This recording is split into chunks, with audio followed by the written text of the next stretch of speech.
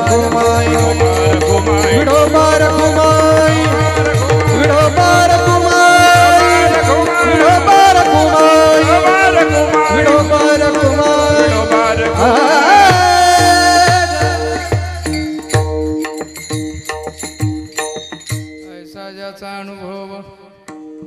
ऐसा ज्याचा अनुभव विश्वदेव सत्यत्वे देवतया जवळी असे पापनाशे दर्शने कामक्रोधा नाही चाली भूती झाली समता देवतया जवळी असे पापनाशे दर्शने तुका म्हणे भेदा भेद तुका म्हणे भेदा भेद गेला वाद खंडोनी देवतया जवळी असे पापनाशे दर्शने विठ्ठला विठ्ठल विठ्ठल विठ्ठल विठ्ठल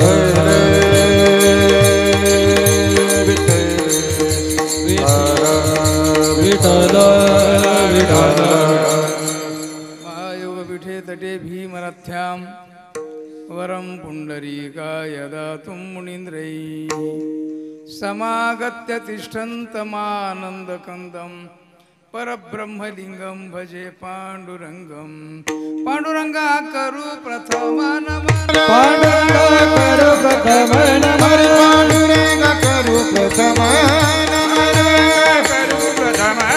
दूसरे चरण संताजी दूसरे चरण संताजेया दूसरे चरण संताजेया पांडुरंगा करू प्रथम नमन दुसरे चरणा संतांची त्यांच्या कृपादाने कथेचा विस्तारू बाबाजी सद्गुरु दास तुका ओम नमो ज्ञानेश्वरा करुणा करा दयाळा तुमचा अनुग्रह लाधलो पावन झालो चराचरी काय माझी वाणी मानेल संतांशी रंजवो चित्ताशी आपोलिया ऐसा ज्याचा अनुभव विश्वदेव सत्यत्वे देवतया जवळी असे पापनाशे दर्शने प्रस्तुत प्रकरणी सुरू असलेला हा अखंड हरिनाम सप्ताह मला वाटतं 9 दिवसाचा आहे ना 10 दिवस 11 दिवस यंदा 10 दिवस आहेत 11व्या दिवशी दसरा आहे असा 10 दिवसाचा म्हणजे एकादश दिनी अशा प्रकारचा हा कार्यक्रम माळसाकोरे या गावातून बऱ्याच वेळेला जाणं घडलं आणि महाराजांचं गाव आहे हे पण मला माहिती आहे पण मी जाणून बुजून वेळ जायला आणि यायला त्यामुळं येणं असं नाही घडलं पण मात्र देवीचं दर्शन जाता येताना नमस्कार करून गेलेलो आहे मी आई भगवती म्हाळसा माता त्या म्हाळसा मातेचा हा उत्सव अत्यंत उत्साहामध्ये चालू आहे 6 ते 8च कीर्तनाचा कार्यक्रम होता पण काही कारणाने बरेच काही आपत्ती येत असते त्या आपत्तीमुळे वेळेचा बदल झाला आणि 9 ते 11 या वेळामध्ये आपण कीर्तन सेवा चिंतन सेवा करण्याकरता प्रवृत्त आहोत हरिभक्त पारायण परमपूजनीय आमचे ज्येष्ठ गुरुबंधू हनुमंत महाराज आणि हनुमंत महाराजांचे चिरंजीव हरिभक्त पारायण उद्धव महाराज त्यांनी फोनवरून सांगितलं अशा अशा प्रकारची तारीख आणि ती शक्य झाली घेतली सेवेकरता उपस्थित आहेत उत्तम प्रकारचे गायक आहेत गोड गातात हो आढेवेडे नाहीत पण गोड येतात अतिशय सुंदर नुसते आढेवेडे असणं गोड नसणं चांगलं नसतं गोड गाता एकदम छान वाजवणारे सुद्धा एकदम उत्तम गोड बरं का हो बऱ्याच वेळेला साथीला नसतात 7:30लाच असतात ते साथीला आहेत अतिशय चांगलं आणि अतिशय गोड वाटलं आमच्या इकडं मित्र आहेत कालच त्यांच्या घरी राहणारे आमचे काय त्यांचं नाव नाही दाढीवाले डोंगरेच आहे का तुमच्या घरी ठेवलेलं हा डोंगरेच हां नामदेव महाराज हां आमच्या काळातले ते जुन्या काळातले उत्तम मृदंगवादक ते काल भेटले होते म्हटले महाराजांच्या घरीच राहतो अत्यंत असा सुयोग सुंदर प्राप्त झालेला आहे जशी सेवा करता येईल तशी सेवा करण्याचा प्रयत्न करणार आहे हा आई जगदंबेचा जागर चालू आहे बरं का त्या सगळ्या साधू संतांनी देवालाच देवीचं रूप मांडलेलं आहे. काय? देवालाच देवीचं रूप मांडलेलं आहे. मांडलेलं आहे का आहेच आहे? तर आहेच आहे मुळात, बरं का. देवच देवी आहे. अत्यंत सुंदर अशा प्रकारचा देव देवी झाला. 9व्या अध्यायामध्ये या देवाचं वर्णन करताना, या जगताचं वर्णन करताना, या जगताच्या कारणाचं वर्णन करताना श्री संत ज्ञानोबारांनी एक ओवी अत्यंत उत्तम लिहिली. त्या ओवीचा भाव आहे, अर्थात ती ओवी अशी आहे. ज्ञानोबाराय सांगतात, अर्ध पुरुष अर्ध नारी, अर्ध विठाला विठाला अर्ध नारी नटेश्वरी, तोच पुरुष तोच नारी, बरं का. आता मला उत्तरार्ध सांगायचे नाही, उत्तरार्धाचं कार्य नाही आता आपल्याला इथं. एवढंच कार्य आहे. काय? तर तोच पुरुष आणि तोच नारी. तोच पुरुष म्हणजे परमात्मा. पुरुष शब्दाचा अर्थ आहे आपल्या आतमध्ये जो अंगुष्ठ मात्र पुरुष जो म्हटला जातो ना, सांख्यशास्त्रकारांनी ज्याला असंगोआयम पुरुष हा म्हटलं, तो जो पुरुष आहे. वेदांत शास्त्राने ज्याला परमपुरुष उत्तम पुरुष म्हटलं, तो उत्तम पुरुष म्हणजे कोण? तर तो आत्मा आणि तोच परमात्मा, तोच देव देवी झालेला आहे. अर्धनारी नटेश्वरी. तुम्ही पहा, भगवान महादेवाचं एक चित्र असं आहे की एकीकडून बघितलं तर स्त्री दिसते म्हणजे पार्वती माता दिसते, आणि एकीकडून बघितलं ना तर भगवान महादेव दिसतात. म्हणजे अर्धा अर्धा भाग आहे. कसा आहे? अर्धा अर्धा भाग आहे. जरा जास्त सांगू का तुम्हाला? तर तसं जर बघितलं ना तर देवाच्या अंशापेक्षा देवीचे अंश कमी आहेत, पण प्रभाव जास्त आहेत. विठाला विठाला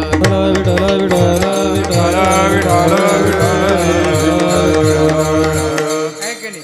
हो, देवाच्या अंशापेक्षा देवीचा अंश कमी आहे, पण प्रभाव मात्र जास्त आहे की नाही? आपल्या घरात बी लक्षात येतं की नाही?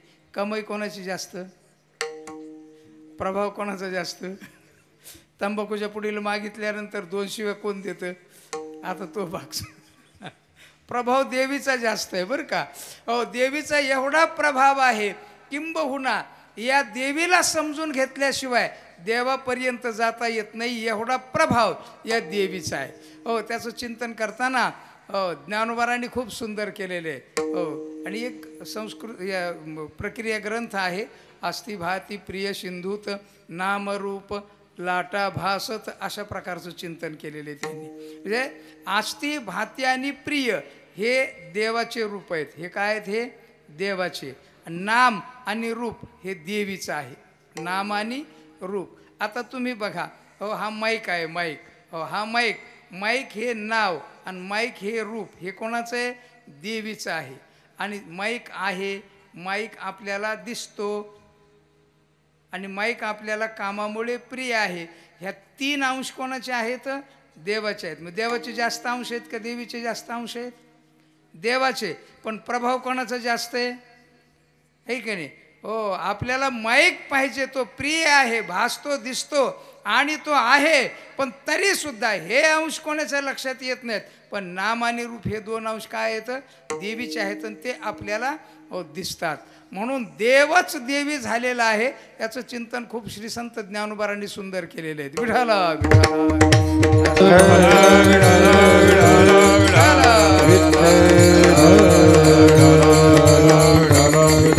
सगळ्या संतांनी चिंतन करताना देवच देवीचं रूप मांडलेले. अनादि निर्गुण प्रगटली भवानी, मोह महिषासुर मर्दना लागोनी. अनादि निर्गुण, निर्गुण निराकार निरवच्छिन्न परमात्मा, तोच देव देवी रूपाने प्रगट झाला. आणि जो पंढरपूरचा देव आहे की ना, मूळपीठ पंढरपूर, या मूळपीठावर जी देवी आहे ती देवी म्हणजेच अखिलकोट ब्रह्मांड नायक परमात्मा श्री विठ्ठल, असंही अनंत रूपक अशा पद्धतीनं केलेलं आहे. आणि श्री संत ज्ञानोबारांनी मात्र देवीलाही मान्यता दिलेली आहे आणि देवालाही मान्यता आहे. विठाला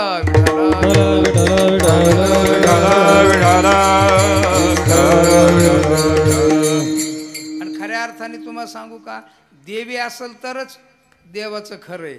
देवी जर नसेल ना तर देवाचं काही खरं नाही, हे ध्यानात ठेवा. का? एक एका विण एक एका विण देव आणि देवी एक एकाशिवाय तृणाचं सुद्धा उत्पन्न करू शकत नाहीत. तृण म्हणजे एवढं एवढं गवत सुद्धा.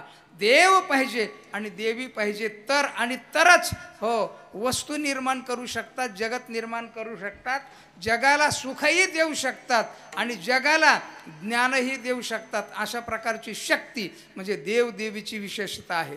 श्री संत ज्ञानोबारायांनी देवदेवीचं वर्णन करताना इतकं सुंदर केलेलं आहे. अमृत अनुभव नावाचा ग्रंथ आहे. ज्ञानोबारांचे 5 ग्रंथ बरं का. पहिला ग्रंथ ज्ञानेश्वरी, दुसरा ग्रंथ अमृत अनुभव, तिसरा ग्रंथ गाथा, तिसरा ग्रंथ चांगदेव पासष्टी, चौथा ग्रंथ गाथा आणि 5वा ग्रंथ हरिपाठ. रात्री महाराजांनी अभंग घेतला होता हरिपाठातला. विठाल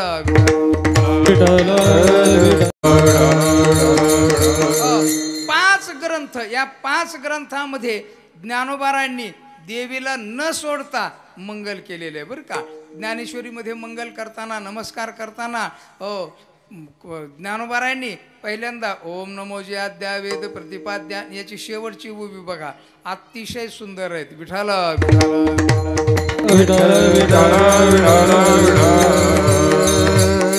ते शारदा विश्वमोहिनी आता अभिनव वाग विलासिनी, जे चातुर्यार्थ कला कामिणी ते शारदा विश्वमोहिनी नमिली मिया. ज्ञानोबारांनी शेवटची ओवी बरं काही. अर्थात अमृतानुभवामध्ये ज्ञानेश्वरीमध्ये नमस्कार करताना पहिला नमस्कार केला देवाला ओम नमो जे आद्या वेद प्रतिपाद्या जय जय स्वसंवेद्या आत्मरूपा. इतकं जवळ आणून ठेवलं बरं का.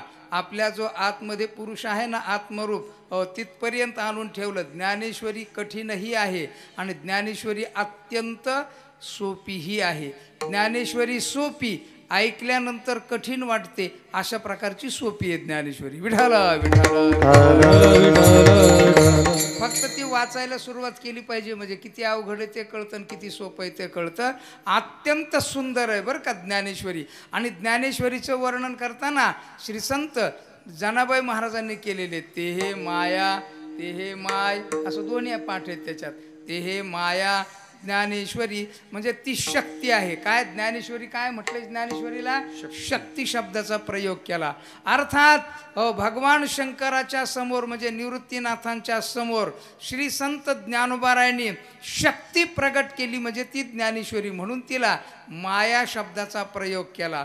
आणि माय शब्दाचा प्रयोग केला तरी सुद्धा शक्ती हाच अर्थ अभिप्रेत आहे म्हणून ते हे माय. म्हणून ज्ञानेश्वरी अत्यंत गोड आहे. म्हणून पहिल्या ओवीमध्ये देवाला नमस्कार केला आणि तो जो निराकार निर्गुण देव आहे ना तोच देव गणेश आहे. आणि शेवटच्या ओवीमध्ये ज्ञानोबारांनी देवीला नमस्कार केला. त्याच्याशिवाय ज्ञानोबाराय पुढे गेले नाहीत. ज्ञानोबारांनी आता अभिनव वाग विलासिनी अभिनव वाग विलासिनी. बघा तुम्ही जरा असं चिंतन केलं तर लक्षात येईल. महाभारत ग्रंथ आहे की नाही. महाभारत केवढा आहे? 1.25 लाख. किती? 1.25 लाख बरं का. किती श्लोक आहेत त्याचे? 1.25 लाख श्लोक आहेत. त्या 1.25 लाख श्लोकात जे आहे आणि वेगळ्या वेगळ्या पद्धतीची रचना आहे. अभिनवता आहे म्हणजे नवनवीनता आहे. म्हणजे या शारदेची ह्या देवीची नवनवीनता किती आहे पहा.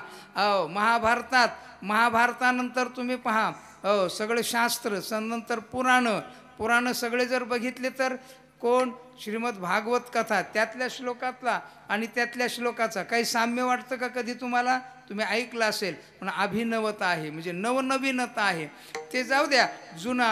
आत्ता हल्ली लोक काही लेखक लिहितात का नाही? लिहितात आहे का नाही? बरेच जण लिहितात. आता त्याच्या लिहिण्यामध्ये अभिनवता असते. कोणाचं लिहिणं?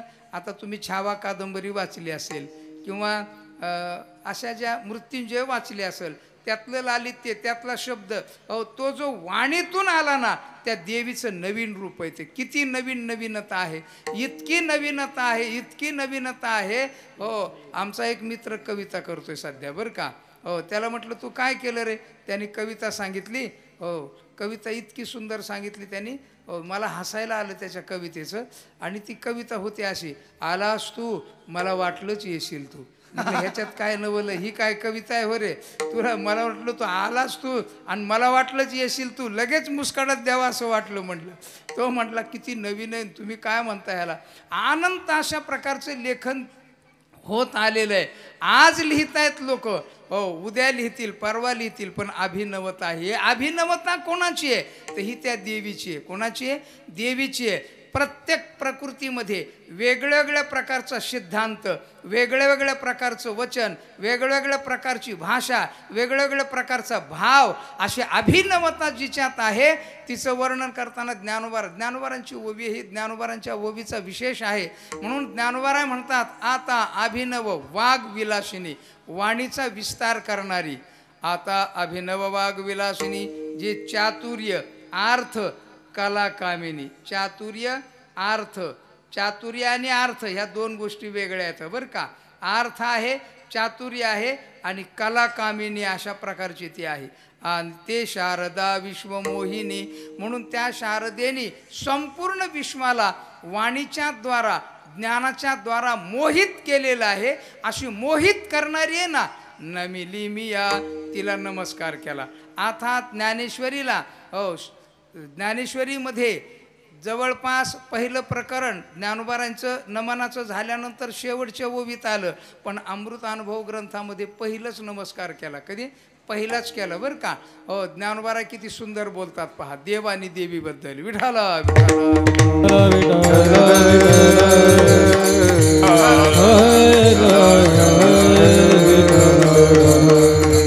अमृतानुभवामध्ये पहिल्याच ओवीमध्ये नमस्कार केला ज्ञानोबारांनी देव आणि देवी दोघांनाही बरं का.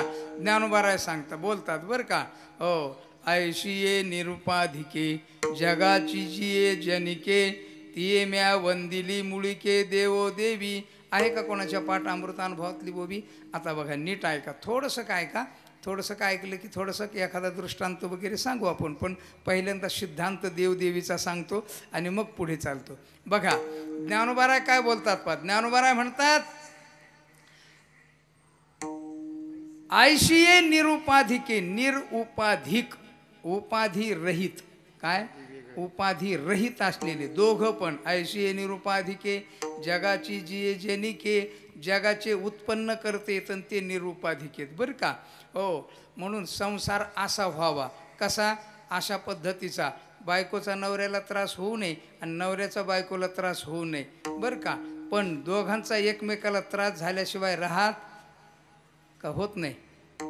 बरं त्रास होतो तरी एकमेकाला सोडतेत का, आहे की नाही. अहो सोडतच नाहीत. काल परवा एक भांडण मिटवलं मी, जे मी असायत बी असतो जरा काही ह्याच्यात. भांडण मिटवलं, घटस्फोट होता वाचवला. हो आता ते अतिशय प्रेमाने राहत आहेत, अतिशय सुंदर राहत आहेत.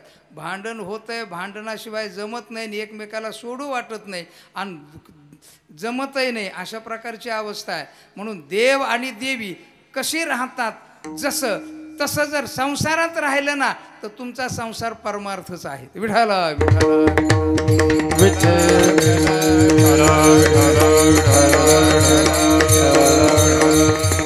अर्थात देवाचं देवीवर इतकं प्रेम आहे आणि देवीचं देवावर इतकं प्रेम आहे, इतकं प्रेम आहे की त्या प्रेमाला अजिबात उपमा देता येत नाही, एवढं प्रेम आहे बरं का.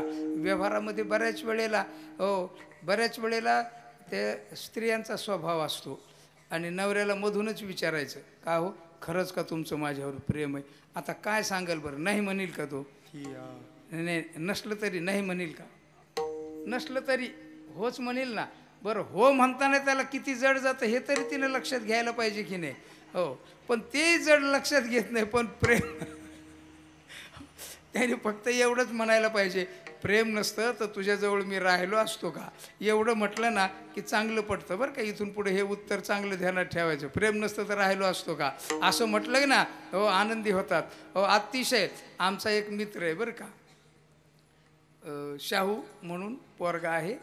आता पोरगा नाही तो, बराच वयाचा आहे शाहू, बऱ्याच वयाचा म्हणजे 50-55 वर्षाचं वय झाले त्याचं आता. हो आता गंमत अशी आहे, त्याचं लग्न झालं आणि लग्न झालं की लग्न झाल्या तरी एकमेकाचं प्रेम एकमेकावर असतंच, त्याच्यात काही विवाद नाही. इतकं प्रेम. हो ती त्याला सोडून राहत नाही, तो तिला सोडून राहत नाही, आणि जाऊ वाटत नाही ड्युटीला पण तरीसुद्धा जावं लागतं, अशा प्रकारची अवस्था बरं का. हो, पण ते पोरगी अतिशय सुंदर दिसायला. हो, आणि लग्न झालं, लग्नाला मी गेलो होतो तर ती त्यावेळेला तिचं वजन होतं 45 किलो. 2-3 मुलं झाल्यानंतर ते वजन झालं 86 किलो. किती? 86. मी प्रेमाकरता सांगतोय बरं का हे उदाहरण. 86 किलो. आता 86 किलो म्हणजे बरंच शरीर पांगलं. आता गंमत अशी, तिला वाटायचं आता हे 86 किलो म्हटल्यावर ती सारखं विचारायची, का हो खरंच तुमचं माझ्यावर तुमचं पहिल्यासारखं प्रेम राहिलं नाही. तो म्हणायचा, आहे बाबा, काही काळजी करू नको, आहे आहे आहे. पण तरीसुद्धा मधून अधून भांडणं व्हायचे, झाले ऐकत नसत. परत 10-15 दिवस झाले की भांडण, 10-15 दिवस झाले की भांडण. माझ्यावर तुमचं प्रेमच नाही, माझ्यावर तुमचं प्रेमच नाही, माझ्यावर. आता तो म्हटला, माझं तुझ्यावर प्रेम आहे का नाही त्यापेक्षा मी तुझ्याजवळ आहे ना. नाही म्हणे, तुमचं माझ्यावर प्रेम नाही. हो, तर 6व्या मजल्यात राहत होती. 6व्या मजल्यातून लिफ्टीने खाली यायचं आणि लिफ्टीने वर जायचं. तिचं 86चं 90 झालं, 90चं 100 झालं, 100चं 105 किलो वजन झालं. आता एवढं वजन म्हटल्यावर ते शरीर पांगलेलं, आणि तिला वाटायचं माझं शरीर पांगल्यामुळं, शरीर बिघडल्यामुळं माझ्यावर प्रेम नाही. तिने एक दिवशी विचारलं, का हो खरंच सांगा माझ्यावर प्रेम आहे का? तो म्हटला, आहे बाबा. आणि तो गेला शाळेला, नोकरीला शेजारीच शाळेला गेला. ही अशी विचार करत बसली 6व्या मजल्यावर. आता नवऱ्याचं प्रेम तर आपल्यावर नाही आहे, मग आपण जगून काय करायचं म्हणून तिनं 6व्या मजल्यावरून उडी टाकली खाली. काय केलं बघता काय? कुठं? 6व्या मजल्यावरून उडी टाकली. त्याला कळालं, तो आला, मलाही फोन केला त्यांनी. त्या हडपसरच्या तिथं नोबेल काहीतरी हॉस्पिटल आहे, त्या हॉस्पिटलला ॲडमिट केलं. खरी घटना आहे बरं का ही. ॲडमिट केल्यानंतर आम्ही इकडून गेलो 2 जण, आणि तिथं गेल्यानंतर तिला ॲडमिट केलेलं आयसीयूमध्ये ॲडमिट केलेलं. का? आपल्यावर नवऱ्याचं प्रेम नाही, जगून करायचं काय? तिनं उडी टाकून दिली. त्यांनी ॲडमिट केलं. ॲडमिट केल्यानंतर गंमत तुम्हाला सांगतो, 4-4:30च्या टायमाला आम्ही पोहोचलो. तिथं पोहोचल्यानंतर आम्ही आपलं चिंतेमध्ये, भयभीत अवस्थेत, आता काय होतंय. तो बी चिंतेत, मी बी चिंतेत, सगळेच चिंतेत. आम्ही 7-7:30 वाजता कशी तरी तिला जाग आली बुवा, म्हणजे ती शुद्धीवर आली. त्यातून ती नर्स आली, म्हटल्यावर तुमच्या पेशंटला आहे ना शुद्ध आली बघा. गेलो आम्ही. ते हळूहळू डोळे उघडच होत होती. तो एकीकडून, आम्ही एकीकडून उभा राहिलेलो, आणि बोलता बोलता ती अशी हळूहळू बोलत होती, का हो मी जिवंत आहे का हो मी जिवंत आहे का?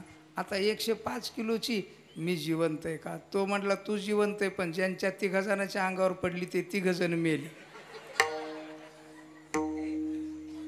तिला घरी आणलं, आणि घरी आणल्यानंतर तिला हातापाया पडून सांगितलं, याच्यानंतर असा प्रयोग करू. प्रेम, परस्पराचं प्रेम किती आहे.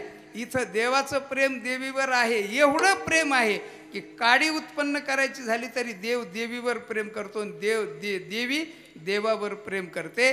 अशा प्रकारचे, म्हणून ज्ञानोबारायने निरुपाधिक म्हटले, तकलीफ देत नाहीत. म्हणून आपण संसारामध्ये देव देवी जसे आहेत ना ज्ञानोबारांचे, तशाच प्रकारचं राहावं आपण. म्हणजे पत्नीला तकलीफ होईल असं वागू नये, आणि पतीला तकलीफ होईल असं वागू नये. का? उपाधी कोणालाही कोणतीही तकलीफ देत नसते. उपाधी आणि विशेषणाचे लक्षणं जर सांगितले ना तर तुमच्या लक्षात येईल, पण ते लक्षात येण्याच्या पलीकडचं आहे म्हणून सांगत नाहीये. विठाला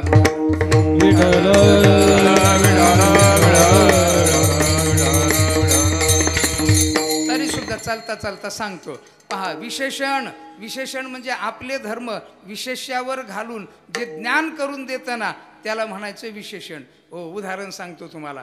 काळा घोडा, काळा काय विशेषण आहे, घोडा काय विशेष्य आहे. पण काळा रंग वेगळा राहून घोड्याचं ज्ञान करून देतो का? नाही.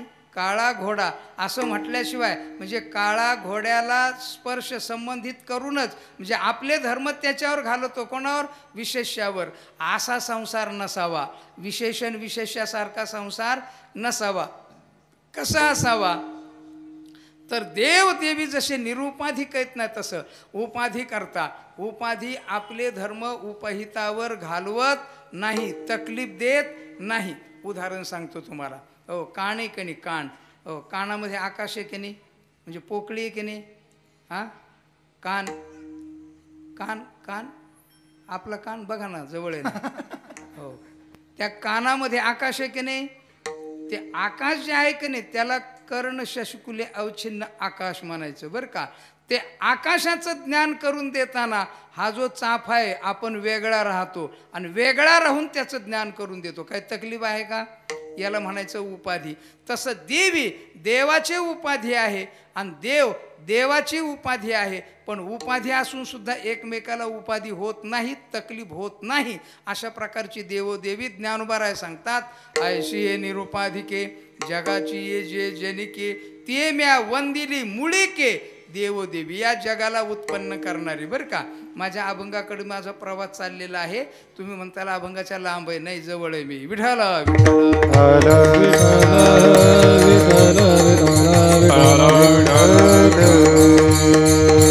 अर्थात असा हा जो देव आणि देवी, आता ही देवी देवच देवी झालेला आहे. आता नीट ऐका, दुसरी उभी आहे अमृतानुभवामधली, ही सांगतो आणि तुमच्या मग लक्षात येईल सगळं. देवच देवी झालेला आहे. ज्ञानोबा सांगतात. प्रियुच प्राणेश्वरी उलथे आवडीचे नि सरोभरी. हो, चारुस्थळी एकांगी चारुस्थळी एकांगी, चारुस्थळावर एकांगावर प्रियुच म्हणजे देवच देवी झाला. आता त्याच्याकरता उदाहरण सांगतो, नीट ऐका उदाहरण. हो, एका माणसाला स्वप्न पडलं आहे की नाही. तुम्हाला स्वप्न पडतात की नाही? काही माणसं म्हणतात मला स्वप्नच पडत नाही. बेट्या, ध्यानात राहिली एवढी अक्कल तुझ्याकडे नाही, दुसरं काय नाही. स्वप्न पडत नाही कसं काय? स्वप्नाशिवाय माणूस आहे का? हो, स्वप्न झोप आहे ज्याला त्याला स्वप्न पडतंच. आता याला स्वप्न पडलं, पण स्वप्न शेतकरी माणूस होता बरं का. समोर त्याच्या 10-15 म्हशी बांधलेल्या होत्या, भलत्या मोठ्या मोठ्या म्हशी अशा बांधलेल्या 10-15. बायको आहेत ना त्याची, खरी बायको अशी झोपलेली. खरी म्हणजे स्वप्न पडलं होतं ते सांगायचं आहे मला, म्हणून मी खरी म्हटलं. ते बायको खाली झोपलेली होती, तिनं बेस्टपैकी घोंगडी टाकलेली, गोदडी घेतलेली आणि ती खाली झोपलेली आणि हा कॉटवर झोपलेला. याला पडलं स्वप्न आणि स्वप्नात अतिशय सुंदर बाई आली. काय आली? काय बाई आली बरं का. आणि बाई आली तर आली, पण इतकी सुंदर होती ऐश्वर्या राय सारखी. कोणासारखी? आता दुसरं कोण सांगणार? जुने लोक हेमा मालिनी म्हणायचे, आपण आता आपल्याला माहिती आहे म्हणून ऐश्वर्या राय म्हणायचं. तिच्यासारखी सुंदर अशी स्त्री आली आणि इतकी सुंदर आली आणि दोघांच्या गप्पा सुरू झाल्या. कुठे? स्वप्नात. हे पक्क ध्यानात ठेवायचं. गप्पा सुरू झाल्या आणि गप्पा सुरू झाल्यानंतर यांनी तिला लग्नाची मागणी घातली. कोणी? यांनी. कुठे? स्वप्नामध्ये. आणि लग्नाची मागणी घातल्यानंतर अतिशय सुंदर अशा प्रकारचं लग्न झालं. काय झालं? अतिशय सुंदर अशा प्रकारचं लग्न झालं आणि अतिशय सुंदर दोघांचा संसार सुरू होणार अशा पद्धतीचं स्वप्न रंगात आलेलं. कुठे? स्वप्नामध्ये हे सगळं घडतंय. स्वप्नात अतिशय सुंदर बायको, अतिशय आनंद त्याला, अतिशय छान प्रकारे बरं का. आणि त्याला संसाराचा रंगात आला आणि एक मुलगा झाला. अतिशय सुंदर तो सुद्धा. कुठे? स्वप्नामध्ये सुंदर मुलगा झाला आणि मुलगा झाला छान प्रकारचा आणि त्या संसाराला असा रंग आला, आनंद घेतोय तो संसाराचा स्वप्नात. तेवढ्यात ज्या समोर म्हशी बांधलेल्या होत्या ना, त्यातल्या एका म्हशीना ताडदिशी दोरी तोडली. ताडदिशी दोरी तुटली, जशी आवाज तसा हा जागा झाला. काय झाला? काय झाला? जागा झाला. म्हशीना दोरी तोडली, म्हैस निघाली बाहेर. आता ती जर गेली लांब तर लवकर सापडणार नाही. हा बिचारा उठला, पण त्या स्वप्नाच्या धुंदीत होता. सुंदर बायको बरं का, त्या धुंदीत. बायको तिथं ते झोपलेली होती, ती उठली, गेली, तिनं म्हैस आणली, तिकडून धरून बांधली आणि आली. हा कॉट खाली शोधत होता. कोणाला?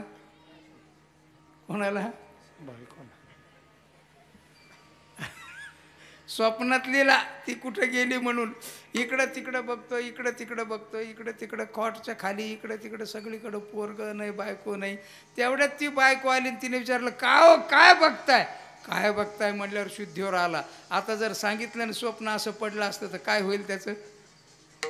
केवढा कार्यक्रम वाढेल आहे की नाही? हो काय नाही, काय नाही, काय नाही, काय नाही, काय नाही, काही नाही म्हटला. घेतली गोदडीन झोपला. आता आपला दृष्टांत संपला. ज्ञानोबारांच्या ओवीचा दृष्टांत सांगितलाय बरं का मी तुम्हाला. ज्ञानोबाराय सांगतात, प्रियूचे प्राणेश्वरी उलथे आवडीचेनी सरोभरी. आता स्वप्न पडलं, स्वप्नामध्ये स्त्री मुलगा जे आलं ते कोण होतं? त्यांच्याबरोबर हा होता की नाही स्वप्नात? हा होता. बायको होती आणि पोरगई सुद्धा. तिघजण होते. आता स्वप्नात तिघजण होते. हे कुठं होते? याच्या स्वप्नात होते. हा झोपलेला होता की नाही? हा चौथा. हा कोण? हा चौथा. त्याच्यातले ते दोघं आणि मुलगा एक, 3. तसं नीट ऐका. चारुस्थळी एकाहारी एक अंगी. ज्ञानोबाराय सांगतात चारुस्थळ. चारू म्हणजे अत्यंत गोड, अत्यंत सुंदर, अत्यंत सत्य असलेलं जे स्थळ आहे ना त्याचं नाव आहे परब्रह्म. त्या परब्रह्मरूपी स्थळावर, परब्रह्मरूपी स्थितीवर ईश्वर, माया आणि जगत नावाचं पोरग एवढं सगळं तयार झालं. काय झालं? एवढं सगळं तयार झालं. ज्ञानोबाराय सांगतात, स्वप्नीची विचित्र सेना मीची झालो होतो ना. दुसरं कोणी झालंय का? मग ती बाई कोण झाला? सुंदरबाई कोण झाला? ज्याला स्वप्न पडलं तोच झाला. पोरग कोण झाला? तोच झाला. आणि तो जो होता स्वप्नात तो सुद्धा कोण होता? तोच होता. आणि झोपलेला कोण होता? झोपलेला सत्य होता. आणि हे जे आत होते ते कसे येतं? मिथ्या होते. पण तोही तोच, तीही तोच आणि पोरगही तोच. तसं ईश्वरही तोच, मायाही तोच आणि जगतही सुद्धा तोच. अशा प्रकारचा संपूर्ण प्रपंच परब्रह्म स्वरूपाच्या ठिकाणी अत्यंत उत्तम उत्पन्न झाला.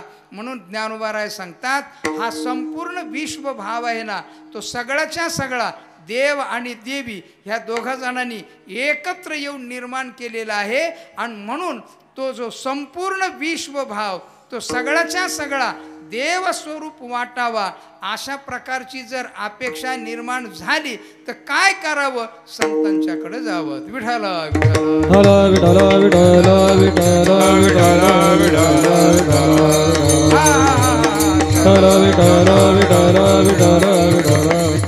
असं जर वाटलं तर जावं कुठे? तर संतांच्याकडे जावं. अशी एक 5-10-5-50 मंडळी श्री संत जगद्गुरु तुकोबारांच्याकडे गेली बरं का. महाराज जगत वाटतंय, देव वाटत नाही, देवी वेगळी वाटती, ह्या सगळ्या भिन्न अशा प्रकारचं वाटतं आणि या संसाराच्या दुःखातून आम्ही सुटलो पाहिजे अशा प्रकारची आमची अपेक्षा आहे. आम्हाला देव प्राप्त झाला पाहिजे, निखळ देव प्राप्त झाला पाहिजे अशा प्रकारची आमची अपेक्षा आहे. जगद्गुरु तुकोबाराय डोंगरावर बसलेले होते. जगद्गुरु तुकोबारायच्या गळ्यामध्ये विणा, हातात चिपुळ्या, भजन चाललेलं. बोलता बोलता ह्या सगळ्या मंडळीचं उत्तर द्यावं म्हणून जगद्गुरु तुकोबारांनी बोलायला सुरुवात केली बरं का. आमच्या जीवनातलं दुःख निवृत्त व्हावं, आमच्या जीवनातला भेद निवृत्त व्हावा, आम्हाला सुख प्राप्त व्हावं, देव प्राप्त व्हावं अशी अपेक्षा आहे. माणसाला अपेक्षा असणं जरुरीचं आहे बरं का. हो, आता आपल्याला देव प्राप्त व्हावा अशी अपेक्षा आहे की नाही?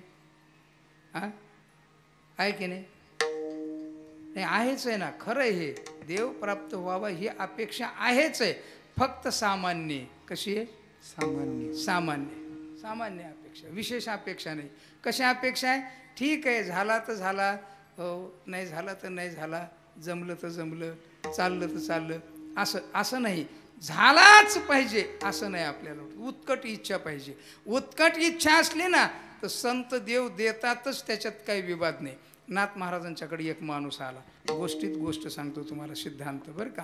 हो, नाथ महाराजांच्याकडे एक माणूस आला. तो चांगल्या 5-25 भाकरी वगैरे, लोणचं, ठ्याचा, पिठलं असं सगळं बांधून त्याने डोक्यावर घेऊन आला. आणि आला सकाळी आणि महाराजांची देवपूजा वगैरे झाली होती. नाथ महाराजांचं सोहळ्यामध्येच होते. आला की दर्शन घेतलं. दर्शन घेतल्यानंतर नाथ महाराजांनी विचारलं, का हो बाबा, काय विशेष, कसं काय येणं केलं? काय नाही म्हटले.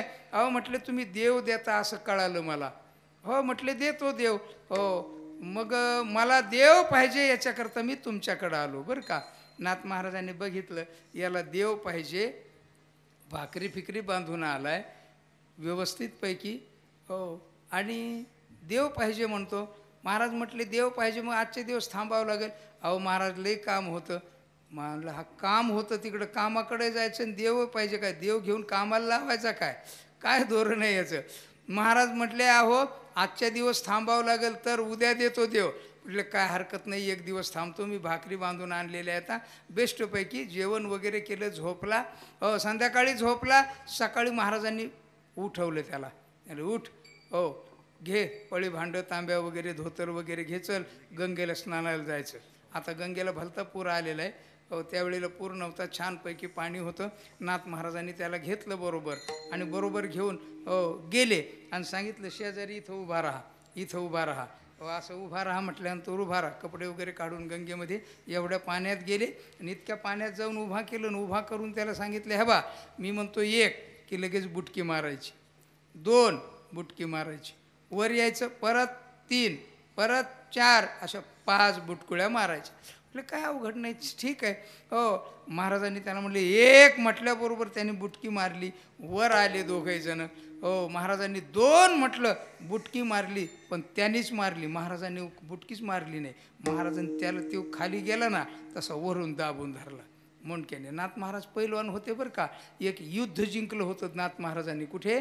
जनार्दन स्वामीकडे शिकत असताना एक युद्ध जिंकलं. एका सैन्याचा म्हणजे मुसलमानाच्या सैन्याचा पराभव केलेले नाथ महाराज योद्धा होते, सामान्य नव्हते. बलदंड शरीर होतं. नाथ महाराजांनी वरून दाबून धरलं आणि वरून दाबून धरल्यावर आत लागला ना तो तडफड तडफड तडफड तडफड करायला.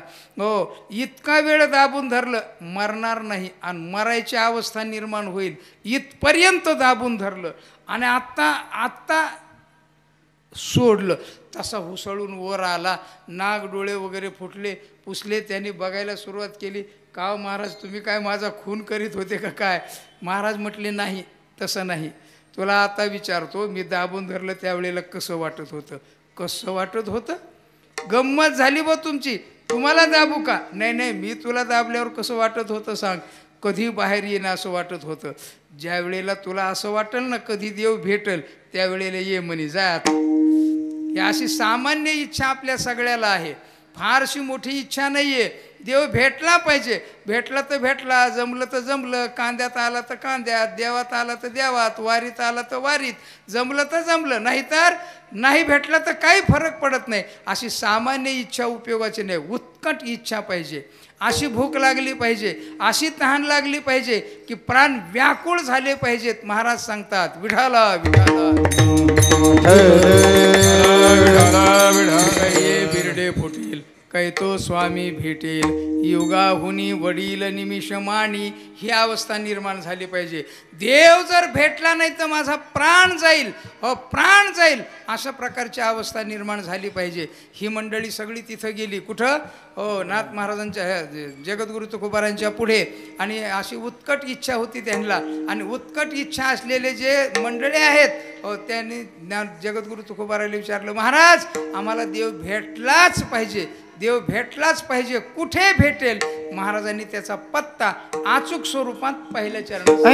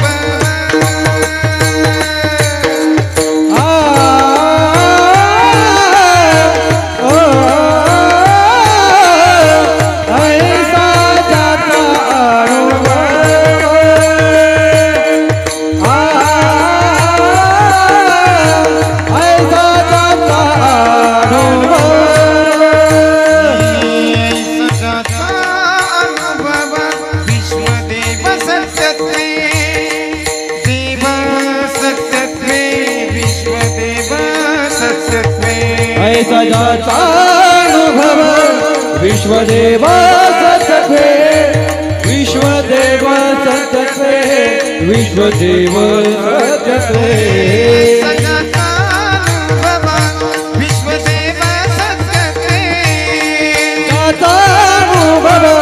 विश्वदेव सत्ये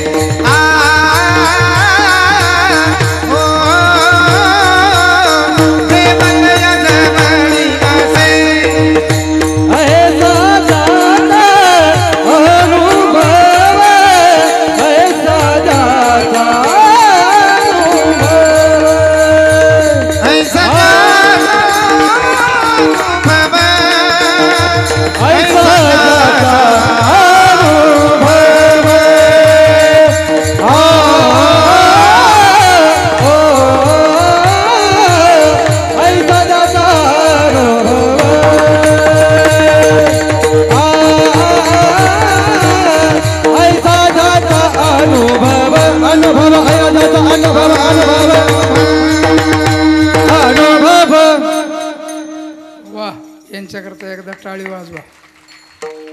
विठाला विठाला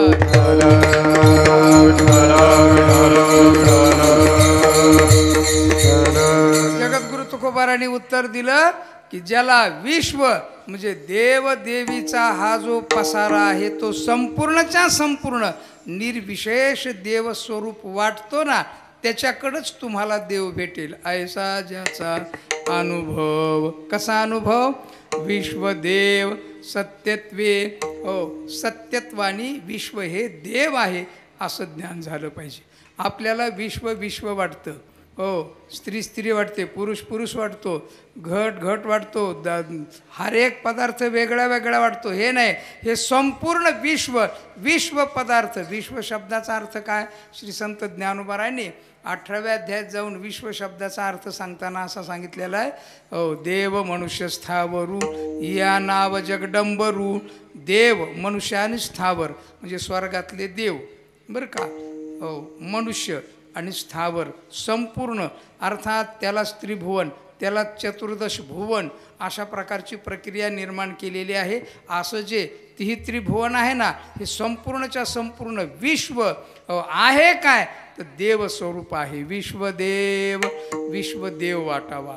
विश्वदेव वाटण्याकरता दोन माणसाच्या ठिकाणी गोष्टी असाव्या लागतात. एक या दोन्हीपैकी एक असावी लागते.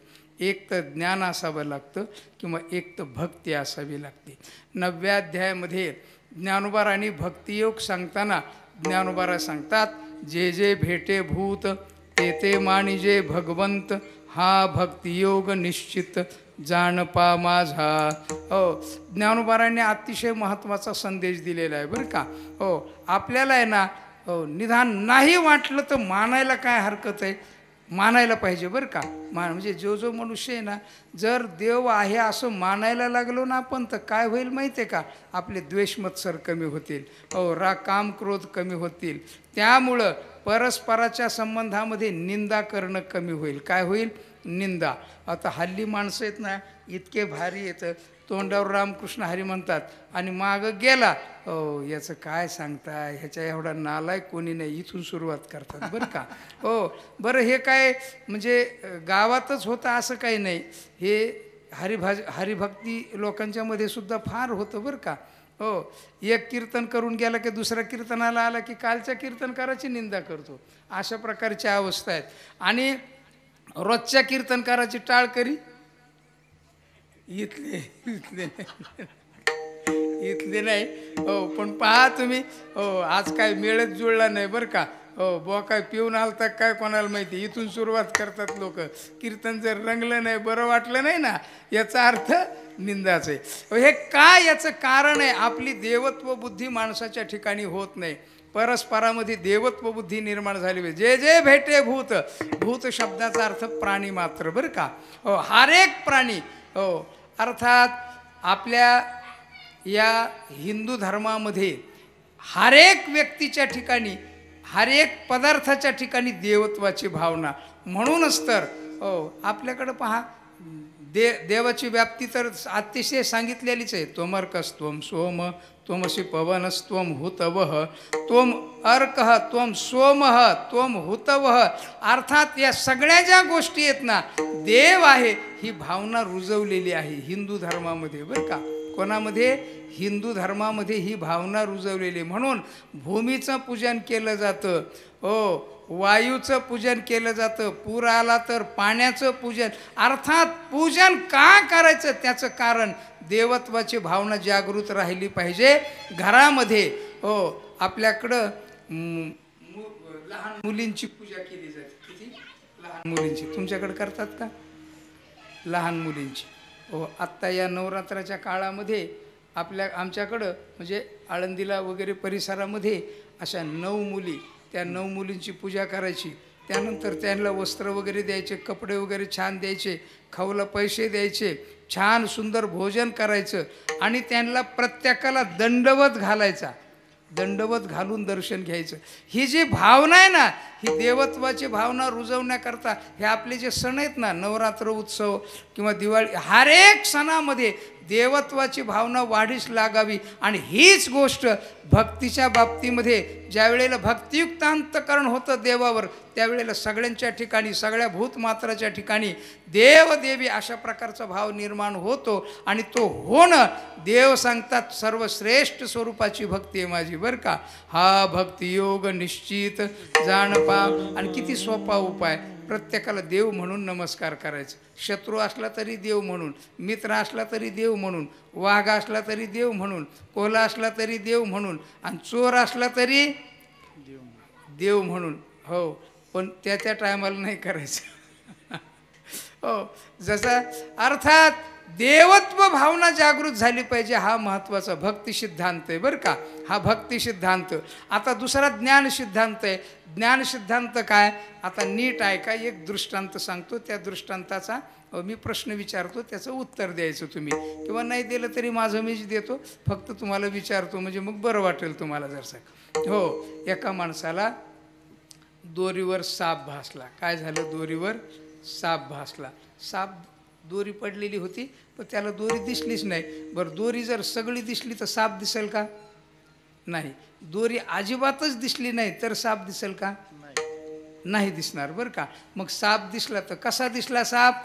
दोरी दिसली पण दोरी आहे असं कळलं नाही, म्हणून तिथं काय वाटलं त्याला? साप दिसला.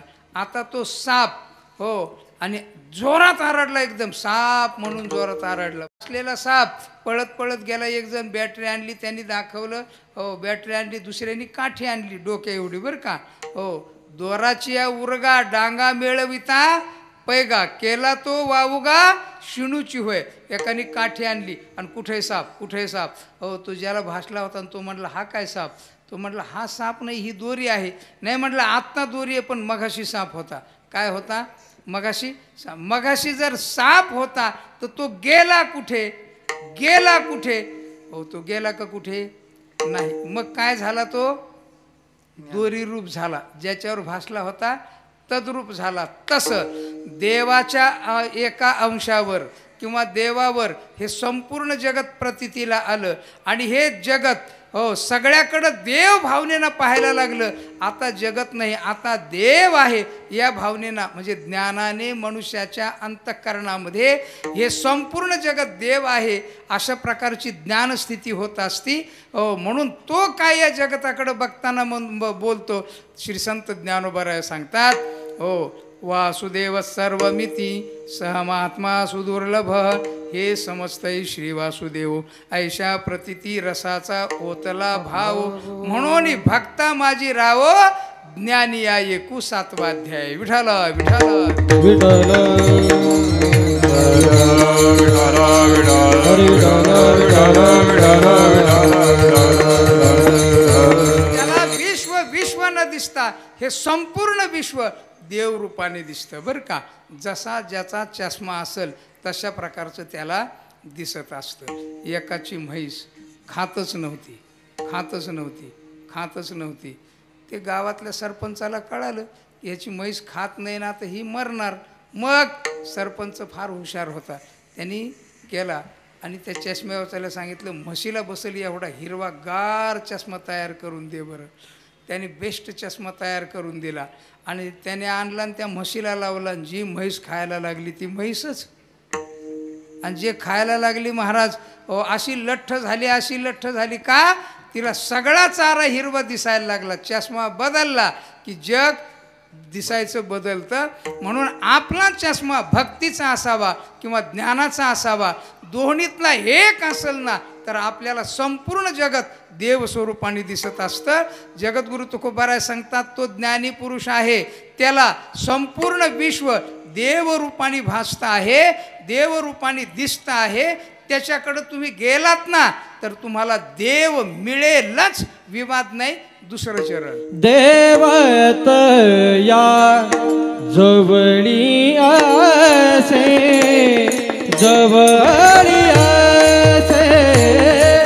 देवत या जवळी असे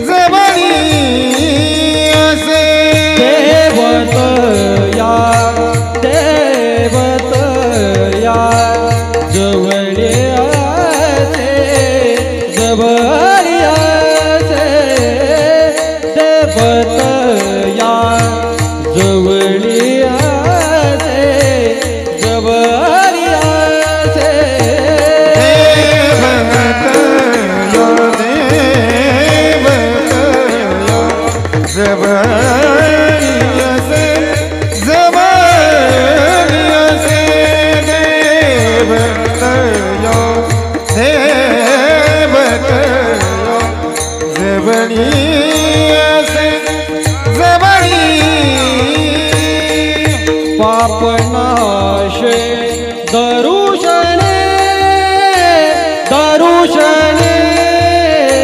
दरुशने देवत या जवळे असे देवत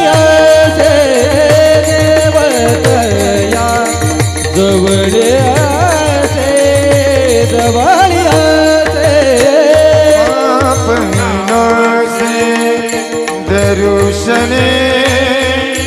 दरुशने देवतया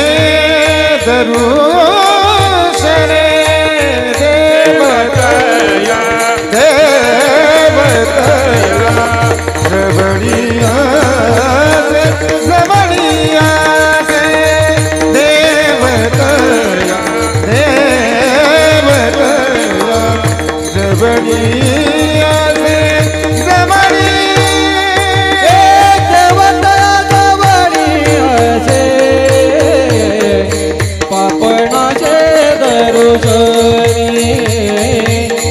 पापणाचे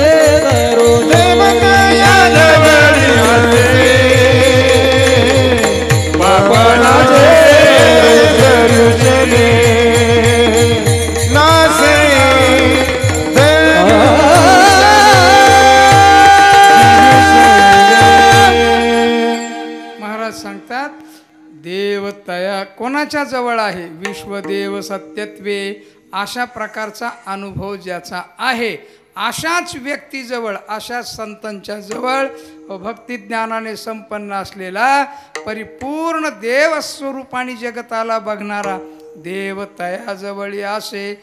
महाराज म्हटले कसा देव आहे?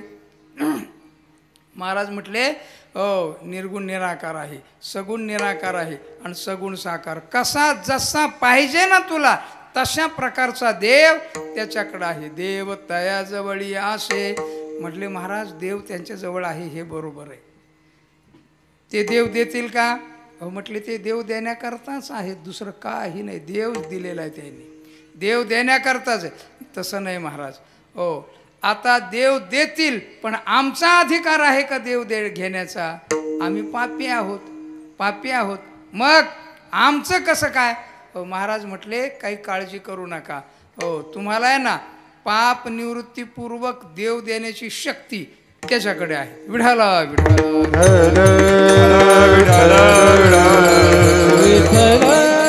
पापही निवृत्त होईल तुमचं आणि देवही मिळेल त्याच्याचकडं, एकाचकडं. बरं का? कधी कधी बऱ्याच वेळेला साधना सांगितली जातात ना, पाप निवृत्तीचं साधन स्वतंत्र सांगितलं जातं. उदाहरण काय? रात्री हरिपाठ कीर्ती मुखे जरी गाय पवित्रची होय जातील लयाशी क्षण मात्रे. है की नाही? हरे हरी तुम्ही म्हणारे सकळ तेने पाप निवृत्ती करता साधन सांगितलं. विष्णू सहस्त्रनामामध्ये भगवान भीष्माचार्याला विचारलं बरं का. कोणी? धर्मराजाने. धर्मराजा म्हणजे युधिष्ठिर, पांडवातला थोरला. धर्मराजाने विचारलं, हे भीष्माचार्य महाराज. भीष्माचार्य महाराज म्हणजे त्या धर्मराजाला सुद्धा देवाने सांगितलं की एवढा मोठा या जगतामध्ये उपासक परत निर्माण होणार नाही. भीष्माचार्य एवढा मोठा माणूस, त्याला विचारून घे जगाच्या उद्धाराचं साधन, तुझ्या जगण्याचं साधन, नीती मूल्य संपन्न सगळं. शरपंजरी पडलेले आहेत, रक्त संपूर्ण शरीरातून गळतं आहे. आणि मग तिथं जाऊन उभा राहिले. भगवान परमात्मा कृष्णाला समोर उभा केलं भीष्माचार्यांनी, माझ्या समोर उभा राहा पायाजवळ. आणि युधिष्ठिरांनी प्रश्न विचारला, को धर्म सर्वधर्माणां?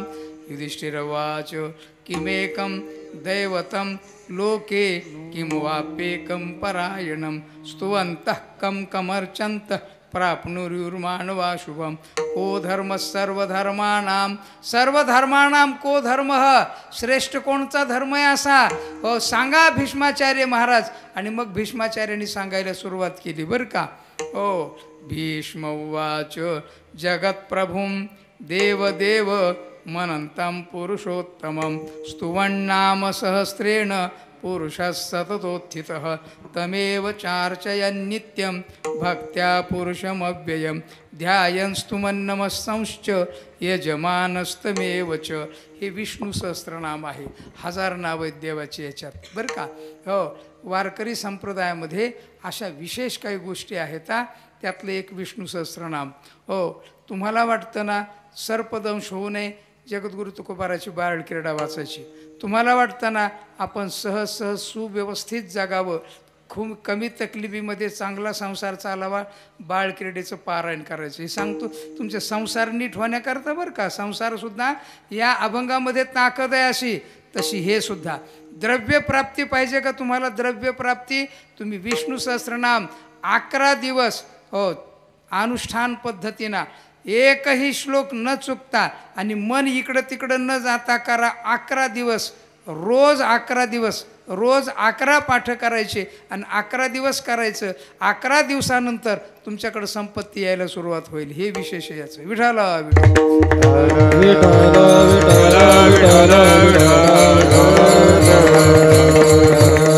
आपल्या वारकरी संप्रदायात सुद्धा प्रपंच सुदृढ श्रीमंती वगैरे होण्याकरता चमत्काराचे अभंग वव्या वगैरे आहेत बरं का. काय म्हणजे तसं तुम्ही समजू नका.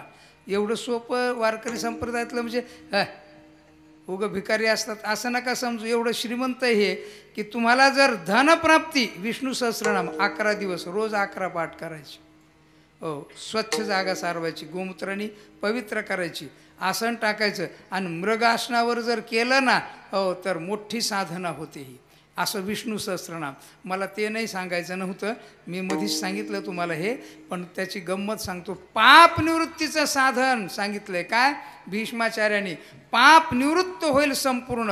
आणि संपूर्ण पाप निवृत्ती करता स्वतंत्र साधना एवढी नामचिंतनाची बरं का. सगळ्या साधू संतांनी हरिमुखे म्हणा पुण्याची गणना पाप निवृत्तीपूर्वक हे स्वतंत्र साधन आहे. पण तुम्हाला आहे ना हो इथं संताकडे जर गेलात ना तर स्वतंत्र साधन करून पाप निवृत्त करून जाण्याची गरज नाही. तुम्ही जा असाल तसे जा. हो त्यांच्याकडं गेल्यानंतर पापही निवृत्त होतं आणि देवही प्राप्त होतो. दोन्ही गोष्टी मिळतात जुन्या काळामध्ये. आता याच्यात मंडळी आहेत जुने काही त्यांच्या बघण्यात असेल ते जुन्या काळातलं. जुन्या काळामध्ये कपड्याला रंग द्यायला रंगारी येत असत. आहे का नाही? आहे का काय कोणाला तुमच्या आहे का ध्यानात? कपड्याला रंग द्यायला हा पागुट्याचं तरी एक नक्की तेवढं तरी माहीत आहे ना. तेवढं का होय ना तेवढं उदाहरण घ्या. पागुट्याला म्हणजे फेट्याला रंग द्यायला यायचे. कारण त्यावेळेला कपड्याचा रंग जात असं म्हणून कपड्याला रंग देणारे रंगारी यायचे. हो आता कपड्याचा रंग जातच नाही बरं का. हो तरी त्या सुती कपड्याचा रंग अजूनही सुद्धा जाण्याची शक्यता असते. एका बाईने आपल्या नवऱ्याला सांगितलं जा उद्या आहे ना माझा अमुक माळ आहे आणि अमुक रंगाची साडी घेऊन या. त्याला साडी नाही भेटली त्यांनी नाटी आणली आणि ती जशी तिनं अंगावर घातली ना अंगावर पाणी घेतलं तसं सगळं खाली निघालं. ती नवऱ्याला आता लागली मला अक्कल आहे का डोकं आहे का. ते म्हणे अहो त्यांनी सांगितलं की याचा रंगच जाणार नाही. चला बरं म्हणे गेले दुकानदाराकडं. काय म्हटले तुम्ही म्हटले रंग जाणार नाही सगळं. म्हणे याचा मूळ रंग जाणार नाही असं मी म्हणत होतो म्हणे. म्हणजे पांढरा आत्ता यायला लागलाय पांढरा तो आला ना मग जाणार. जुन्या काळात जायचा रंग पण आता मात्र कपड्यांचे रंग जात नाहीत. ते जायचा म्हणून ते रंगारी यायचे आणि ते गावामध्ये थांबायचे आणि मग रंग द्यायचा. पण त्यांची जबाबदारी रंग देणं एवढीच होती. नीट ऐका बरं का माझं दृष्टांत. रंग देणं एवढीच जबाबदारी होती. ते धुवायची ही त्यांची जबाबदारी नव्हती. गंमत बघा.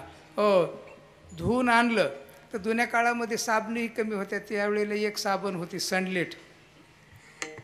आहे का आठवणीत कोणाच्या? सनलेट आता नाही ती राहिली. हो आता नवीन कितीतरी साबणे आल्या. 500 बार होता त्याच्यापेक्षा सोडा असायचा. आणि त्याच्या अगोदर तुम्हाला माहिती नसेल तर ते हिंगणाच्या झाडाचं हिंगण आणायचं आणि ते लावायचं. माहिती आहे तुम्हाला अजून कोणाला? हो त्यांनी कपडे मी धुतलेले आहेत बरं का. हो मी बघितलेले ते धुतलेले आहेत स्वतः. ते धुवून आणलं त्यांनी. फेटा धुतला आणला दिला रंगाऱ्याकडं. हो म्हटलं ह्याला द्या रंग. त्यांनी बघितलं सगळं. ते म्हणे अहो हा काही नीट धुतलेला नाही याला धुवून आणावं लागेल. परत गेला आणि धुवून आणला. काय केलं? परत गेला आणि धुवून आणला. हां म्हणे आत्ता मी याला रंग देऊ शकतो. तसं वेदांत शास्त्राकडे जर गेले ना तुम्ही नीट ऐका. वेदांत शास्त्राकडे जर गेले ना हो आम्हाला देव पाहिजे ते सांगतात पहिल्यांदा पाप निवृत्ती करून या. जा धुवून या. इतकं धुवा. मग धुवायचं कसं हो म्हटले अमुक जा तमुक करा ते करा यज्ञ कर्म करा उपासना करा जा धुवून या आणि नंतर आम्ही तुम्हाला ब्रह्मज्ञानाचा देवस्वरूपाचा रंग देऊ. त्याशिवाय देत नाही. इथं साधू संत असे नाही आहेत. साधू संताकडे ना आपण कसंही जा खटनट यावे शुद्ध होणे जावे दौंड पिटी व्हावे तो कामेळा. दौंड पिटी व्हावे तो कामेळा. खटनट यावे शुद्ध होणे जावे दौंड पिटी व्हावे तो कामेळा. दौंड पिटी व्हावे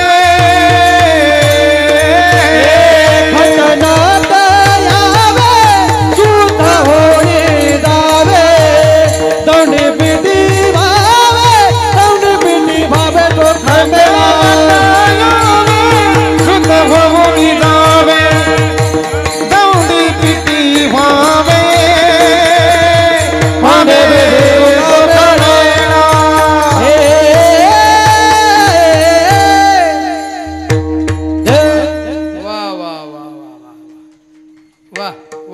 चांगली मनसोक्त.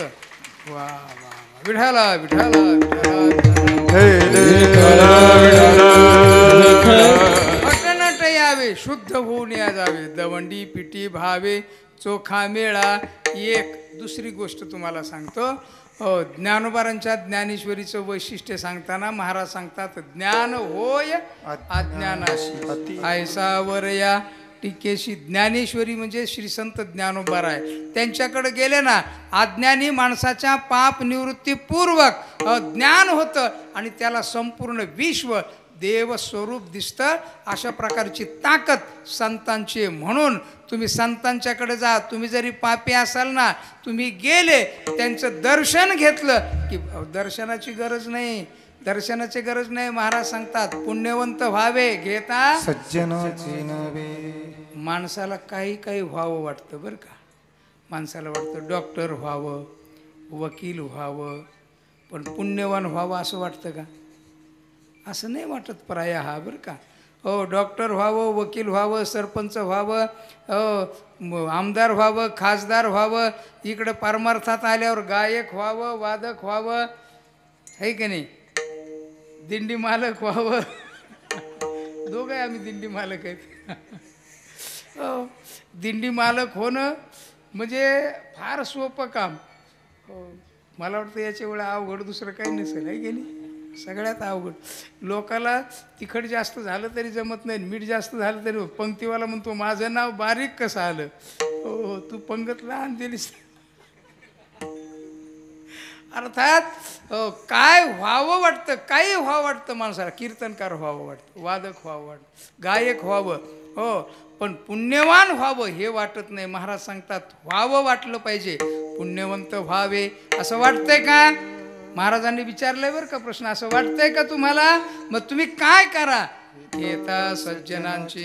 सज्जन म्हणजे संत, संतांचे नाव. म्हणजे दर्शन तर दूरच राहिलं, लांब आहे. नुसतं पाहिलं जरी तरी, आणि नुसतं नाव जरी घेतलं ना, ज्ञानोबारांचं नाव घेतलं, जगद्गुरु तुकोबाराचं नाव घेतलं, म्हाळसा मातेचं नाव घेतलं, नाव घेतलं तरी सुद्धा मनुष्य पुण्यवान होतो. ही ताकद त्यांच्यात आहे. तुम्ही काही काळजी करू नका, जा आणि त्यांच्याकडं म्हटले नक्की नक्की. म्हणजे पाप निवृत्तीपूर्वक देव प्राप्त करून देण्याचं सामर्थ्य संतांमध्ये. पाप नाशे दरुशेने देव तयाजवळी आशे. म्हटले ते आम्हाला देतील नक्की. अजून काय लक्षण आहे? काम क्रोधा नाही चाली बुद्धी झाली समता. देव काम क्रोध नाहीत असं नाही बरं का. नीट ध्यानात ठेवा. संतांच्याकडे काम क्रोध नसतात असं नाही. ज्ञानोबारांना त्रास दिल्यानंतर ज्ञानोबारांच्या मनात आलं असतं ना, हे विश्व सगळं जाळून खाक करायचं, एकदाच जाळलं असतं बरं का. हो, पण क्रोधाची ताकद त्यांच्यावर चालत नाही, तर त्यांची ताकद क्रोधावर असते. माणसाने पाळलं कुत्रं, ते मालकाला चावतं का मालकाचं ऐकतं? मालकाचं ऐकतं, आहे की नाही. हो, मालकाचं ऐकतं. पण गंमत बघा, काही काही कुत्रे ते मालकावरच, आहे की नाही. त्याचं कारण मालक तसा बिलंदर किंवा चुकीचा असतो, पण आपण चुकीचे आहेत म्हणून आपले कामक्रोध आपल्याला काय करतात? तकलीफ देतात. म्हणून कुत्रं जसं पाळावं, त्याला भाकरी टाकून प्रामाणिक ठेवावं, त्या पद्धतीनं कामक्रोध त्यांच्या ताब्यात असतात. कामक्रोधा नाही चाली, कामक्रोधाची त्यांच्यावर चाली होत नाही. मग संपूर्ण भूतमात्राच्या ठिकाणी समान वृत्ती झालेली आहे. का? ज्ञानोबा सांगतात, हो, आपण विश्व झाला, संपूर्ण विश्व तो झाला, आता भेदभाव सहजची केला. हीच गोष्ट महाराज शेवटच्या भेद भेद तुकावने भेद भेद तुकावने भेद भेद तुकावने भेद भेद तुकावने भेद भेद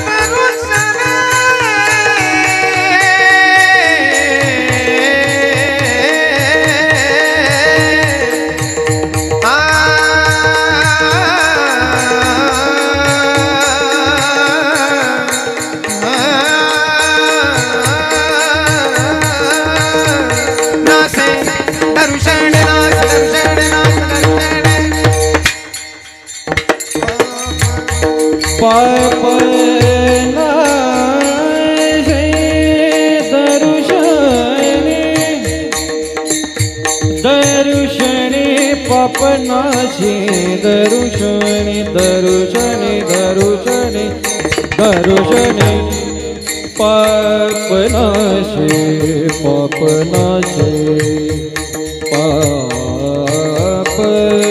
पाप पाप नाशी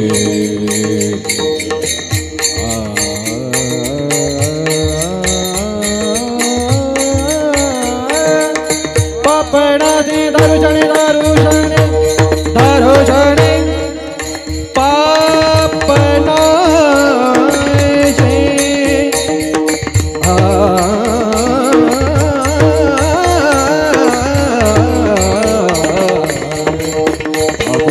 पापनाशी दरुशनी दरुशनी दरुशनी दरुशनी दरुशनी पापनाशी पापनाशी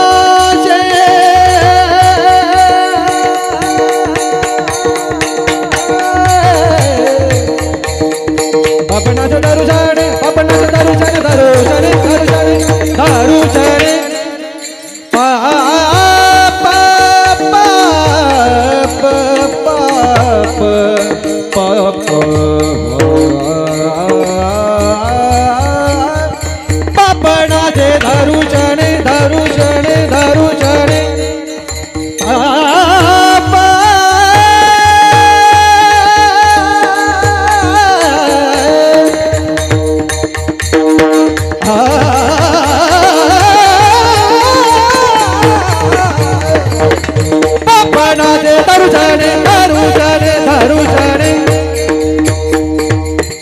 पाप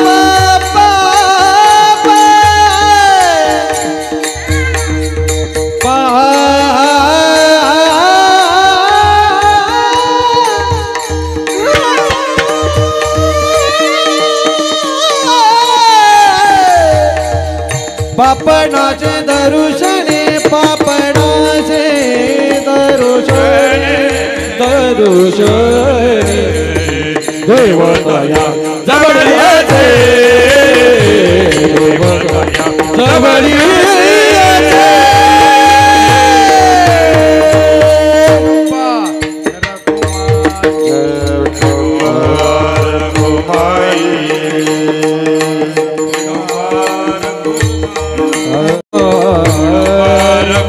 ताळी वाजवा भजन करा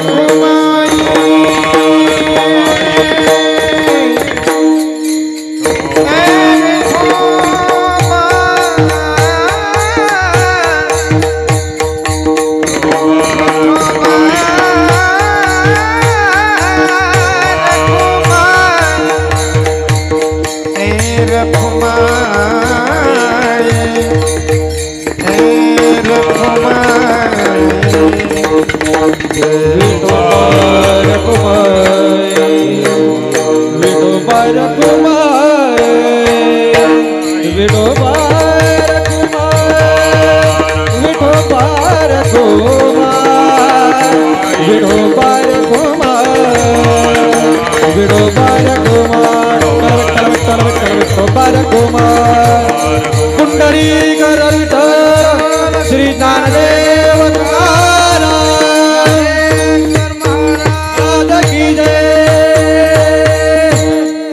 तुका म्हणे भेदाभेद गेला वाद खंडोनी गेला देवतया जवळी असे पाप नाशे दरुशनी. भेद आहेत ना 11 प्रकारचे भेद आहेत.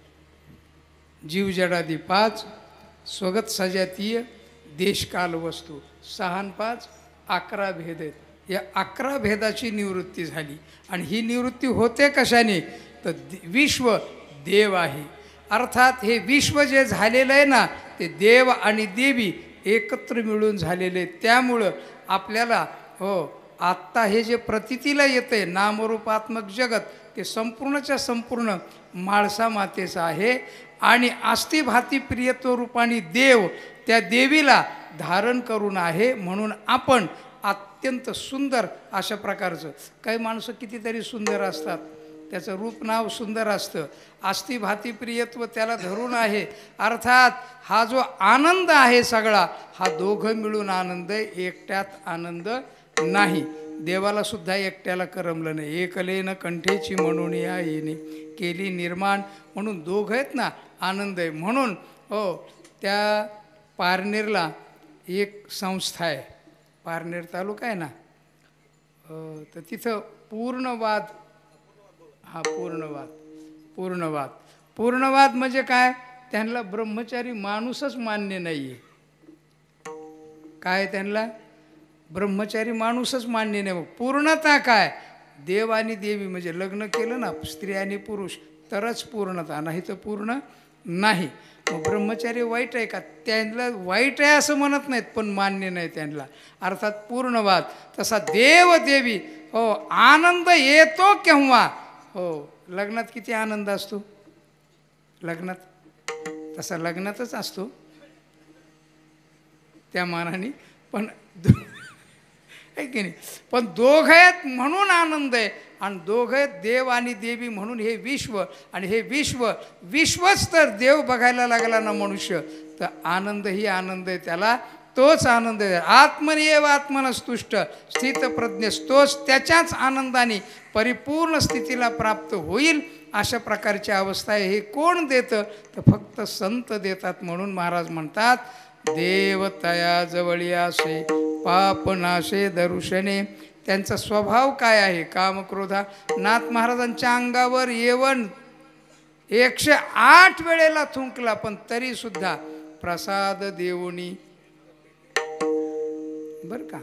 अर्थात अशा प्रकारचं अत्यंत स्थिर शांत जीवन. पण ते नाथ महाराज सुद्धा लोकांनी भक्ती केली नाही ना, म्हणून मग एक दिवशी रागवले आणि मग शिवी दिली त्यांनी. माहिती आहे की शिवी त्यांची शिवी नाथ महाराजांची, काय माय गेली होती हारीने, आहे की नाही. शांतीब्रह्माची शिवी बरं का ही. हो, एवढी बेकार शिवी सामान्य तुकाराम महाराजांची सुद्धा नाही आहे. नाथ महाराज भक्ती न करणाऱ्याला एवढं रागवतात. अर्थात संत भक्ती आणि ज्ञानाच्या द्वारा या संपूर्ण जगताला देवस्वरूपाने पाहण्याची कला देतात. आणि ती कला वारकरी संप्रदायामध्ये संपूर्ण संतांनी सगळ्या जगताला देण्याचा प्रयत्न केला. आणि म्हणूनच तर हो, सगळ्या लोकांच्या करता ज्ञानोबारांनी पसायदान मागितलं. आता विश्वात्मके देवी येणे वाघ यज्ञ तोषावे, तोषोनी मज द्यावे पसायदान हे जे खळांची व्यंकटी. पाप निवृत्त हो, सत्कर्मामध्ये रती वाढो आणि इथपर्यंत जाओत की हे संपूर्ण विश्व देव स्वरूप आहे अशा भावनेला प्राप्त होत. अशा प्रकारची प्रार्थना वारकरी संप्रदायात आहे. म्हणून वारकरी संप्रदायाच्या द्वारा देवीचं आराधन आहे. आणि त्या देवीला ती जी देवी येते ना, मोहरूप महिषासुराचा नाश करण्याकरता येते बरं का. तिच्या जागरणाकरता हे पेटवला जातो, काय पोत पेटवला जातो, पोत. आणि तो पोत जो आहे तो ज्ञानाचा पोत आहे. कशाचा? ज्ञानाचा पोत. आणि तो कोणी कोणी गाजवला? महाराज सांगतात व्यास वशिष्ठ शुक गोंधळी. कोण आहेत गोंधळी याचे? एवढे मोठे मोठे गोंधळी आहेत. हो, ते पूर्वीचे गोंधळी झाले, त्याच्यानंतरचे गोंधळे आपल्याकरता ज्ञानदेव निवृत्ती हे सोपान एकनाथ महाराज चोखोबारा गोरोबा काका संपूर्ण वारकऱ्यातली वारकरी संप्रदायाची संत मंडळी या परमात्म्याची या देवीचे गोंधळे आहेत. आणि त्यांनी त्या गोंधळाच्या द्वारा संपूर्ण जगतामध्ये जागरण मांडले. आणि ते जागरण आहे स्वधर्माचं, ते जागरण आहे आत्मजागरण, आत्मस्वरूपाच्या ज्ञानाचं, ते जागरण आहे प्रेम प्रदान करणं, प्रेम उपभोगणं याचं. आणि याकरता संतांनी काम केलं. म्हणून आपण आपल्या जीवनामध्ये हो आपला स्वधर्म पाळला पाहिजे, तोच नित्ययज्ञ सोपा. याकरता धर्माच्या बाबतीमध्ये बोलताना तर बऱ्याच गोष्टी आहेत, पण ते मी बोलत आता हा तो क्षण नसल्यामुळं बोलत नाही. अशा प्रकारची स्वधर्मस्थिती वाढली पाहिजे. आत्मस्थितीपर्यंत जाऊन विश्व जगत दिसलं पाहिजे, अशा भावनेला प्राप्त व्हावं. हीच एक आई देवी जगदंबेकडं, आई देवीकडं, माळसा मातेकडं प्रार्थना करतो. आणि इथं वाणीला विराम देतो. झालेली सेवा आई जगदंबेच्या चरणी समर्पित करतो. हरिभक्तपरायण हनुमंत महाराज, संपूर्ण ग्रामस्थ मंडळी, वादक गायक, हे विद्यार्थी कोणाचे आहेत? राहुल महाराज डुंबरे. राहुल महाराज डुंबरे. डुंबरे कुठे? इकडे जवळच आहे, जवळच आहे ना. वा, काय गोड दिसतात पोरं, खरंच ना, आहे की नाही? तुमच्यावरून एखादी म्हातारी वळून टाका वाटतं, पण भेटतच नाही. काय करावं? गोड पोरं आहेत, सुंदर आहेत, अगदी छान. आणि जॅकेट फिकीट टाकून असल्यामुळं एकदम जोरातच वाटतं अगदी. हो, रंगच येतो सप्ताहाला आपोआपच. वा, सुंदर. ज्यांची संस्था आहे महाराजांना धन्यवाद. आणि तुम्ही बोलवलं तुम्हाला तुमची संस्था आहे का? हां, हो, अतिशय धन्यवाद. आत्ता आपले हे जे जागोजागी मदरसे होत आहेत ना, त्याच्यापेक्षा अशा संस्था झाल्या पाहिजेत आपल्यासुद्धा. हो, आणि अशा संस्था झाल्या. आता कुठं कुठं काय थोडाफार दोष आढळतो, तो भाग सोडून द्या, ते एवढं काय महत्त्वाचं नाही. मात्र अशा शाळा झाल्या पाहिजेत. हो, मदरसे निर्माण व्हायला लागलेले तर, आणि मदरशाने आपण राहणार नाहीत, हे ध्यानात ठेवा. हो, हे मदरसे आहेत ना आपल्याला ठेवणार नाहीत. पण आपले पोरंसुद्धा वाढले पाहिजेत, आपल्या धर्माचे स्वाभिमानी वाढले पाहिजेत. काय धोरण आहे कोणाला माहिती? आपल्या धर्मातले लोक आपल्याच धर्मावर टीका करतात. त्या पोरीनं काय गाणं म्हटलं परवा काहीतरी, आहे की नाही? किती बेकार आहेत. काय तिला हाणलं नंतर कोणीतरी, ठोकूनच काढलं महिलांनी. नाही ना, तुमच्यापर्यंत नाही आलं का ते? बघितलं असेल कोणीतरी. हो, हे आपल्याला लागलेली कीड आहे. पण आपल्या धर्मावर आपण प्रेम केलं पाहिजे, जीवन ओतून काम केलं पाहिजे. हरिभक्त परायण हनुमंत महाराजांचे चिरंजीव उद्धव महाराज, आमच्या आळंदीला एक उद्धव बापू शिंदे आहेत. हो, ताना फिना छान, खूप सुंदर गाणं. तुमची परंपरा अतिशय मजबूत चालवणारा माणूस निर्माण झाला, ही सगळ्यात महत्त्वाची गोष्ट आहे. नाही तर हल्ली परंपरा चालवायचं म्हटलं की नको म्हणतात. पण स्वतः भजनाचं अंग आहे, स्वतः गायनाचं, भजनाचं, भक्तीचं वाजवता येते का? वाजवता पण येतं. ओम सर्वांगाने संपन्न, कीर्तन तर करताच आहे ना. सर्वांगाने संपन्न असं व्यक्तित्व मुलगा तयार केला. तुम्हाला माझा नमस्कार. झालेली सेवा देवाचरणी समर्पित करू. सगळ्या जणांनी ज्ञानोबारांचं चिंतन करायचं. हात वर करा. ज्ञानेश्वर माऊली ज्ञानराज ज्ञानेश्वर माऊली ज्ञानराज महाराज ज्ञानेश्वर माऊली ज्ञानराज ज्ञानेश्वर ज्ञानेश्वर ज्ञानेश्वर माऊली ज्ञानराज महाराज ज्ञानेश्वर ज्ञानेश्वर ज्ञानेश्वर माऊली ज्ञानराज माऊली ज्ञानेश्वर माऊली ज्ञानराज माऊली महाराज ज्ञानेश्वर माऊली ज्ञानराज माऊली जय जय ज्ञानेश्वर माऊली.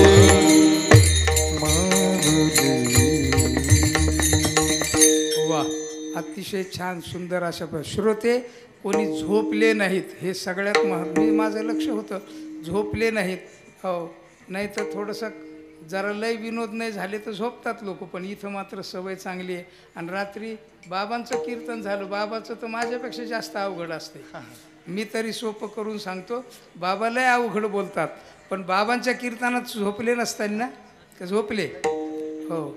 आणि झोपणाऱ्याने ध्यानात ठेवायचं, समोरच्याची झोप मोडणार नाही हे लक्षात ठेवायचं आणि नंतर झोपायचं चांगली. पण अजिबात झोपले नाहीत महिला मंडळी इतकं.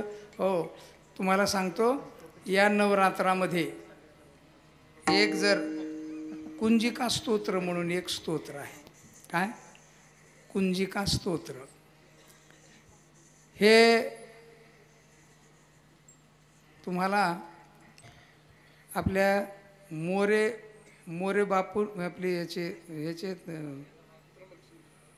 त्यांनी एक पुस्तक काढलेले, त्याच्यात पण ते कुंजिका स्तोत्र आहे. आणि मोबाईलवर जर तुम्ही हे केलं तर कुंजिका स्तोत्र, पण त्याच्यात शुद्ध सापडत नाही. त्याच्यात बरंच काय काय थोडंसं करतात. पण ते जर कुंजिका स्तोत्र तुम्ही पूर्ण रोज सकाळी संध्याकाळी केलं नवरात्रामध्ये तर तुम्हाला इच्छित सिद्धी प्राप्त होते. बरं का, इच्छित सिद्धी प्राप्त होते. हो, कुंजिका स्तोत्र. नाही करता आलं कुंजिका स्तोत्र, निदान एवढाच जप करायचा. काय?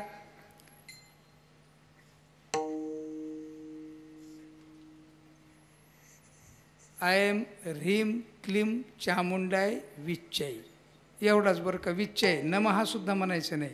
आय एम ह्रीम क्लीम. ह्याच्यात काय आहे? जो अहंकार आहे तो सृष्टीरूप आहे. ह्रिंकारो प्रतिपालक आणि क्लिंकारो कामरूपिणे, काम. आणि संपूर्ण सूक्ष्म रूपाने ती देवी आपल्यामध्ये संचार करते आहे. शक्तिरूपेण संस्थित असं बी म्हटलेलं आहे दुसऱ्या एका स्तोत्रामध्ये. म्हणून कुंजिका स्तोत्र जर सगळ्याला करता आलं तर या नवरात्रामध्ये रोज करावा. मी रोज करतो कुंजिका स्तोत्र, रोज म्हणतो. मी नेहमीच म्हणतो, माझ्या नियमामध्येच आहे. पण जर म्हटलं तर उत्तम. आणि देवीच्या मंदिरात येऊन जर म्हटलं ना तर सर्वोत्तम. आणि स्त्रियांनी जर म्हटलं ना तर सर्वोत्तम अशा प्रकारची शक्ती प्राप्त होते. त्या शक्तीकरता हे कुंजिका स्तोत्र एक मोठं साधन आहे. जमलं तर ऐम ह्रीम क्लीम चामुंडाय विच्चय, ऐम ह्रीम क्लीम चामुंडाय विच्चय, ऐम ह्रीम क्लीम चामुंडाय विच्चय. तुम्हाला जर नमो म्हणू वाटत असेल तर म्हणा, काही फरक पडत नाही. नमः ऐम ह्रीम क्लीम चामुंडाय विच्चय नमः, ऐम ह्रीम क्लीम चामुंडाय विच्चय नमः. उपवास करणाऱ्यांनी हा जप करावा. अघटित अत्यंत सुंदर दैदिप्यमान शक्ती प्राप्त होते त्या व्यक्तीला आणि त्याचं जीवन प्रफुल्लित होऊन जातं.